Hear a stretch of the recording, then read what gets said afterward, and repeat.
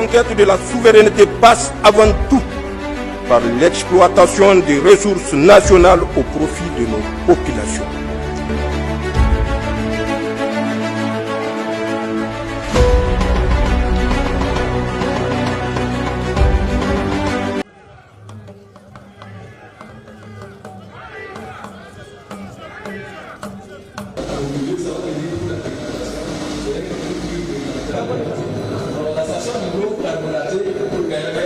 On a tous été témoins du bradage de cette unité industrielle et je pense que ce sont des Burkinabés, des valets locaux qui à un moment donné ont été donc payés, je dirais, par les impérialistes qui ont saboté et détruit tout ce qui se trouvait ici.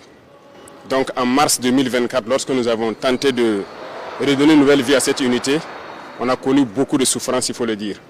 Et tout le long du parcours, ça a été des péripéties.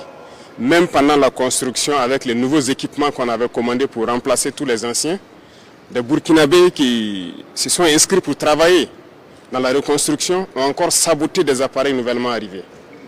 Donc on a dû prendre beaucoup de mesures particulières de sécurité pour pouvoir aboutir au résultat que vous voyez.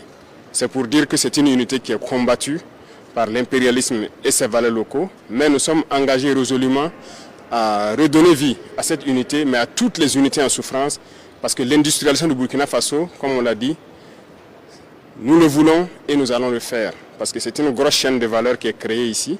Bientôt, peut-être que nous inaugurons une usine à Bobo Dioulasso qui fabrique des sémoules et tout ce qui va rentrer en ligne de compte dans la matière première de cette unité industrielle. Beaucoup d'emplois seront créés et notre maïs que nos vaillants paysans cultivent donc sera bien employé.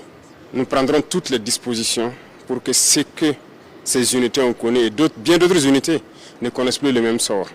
Voilà, le peuple attend beaucoup en termes d'industrie, en termes de transformation de sa matière première. Donc nous mettrons tout ce qu'il faut mettre en œuvre pour que les unités industrielles vivent, survivent pour le bonheur de notre peuple.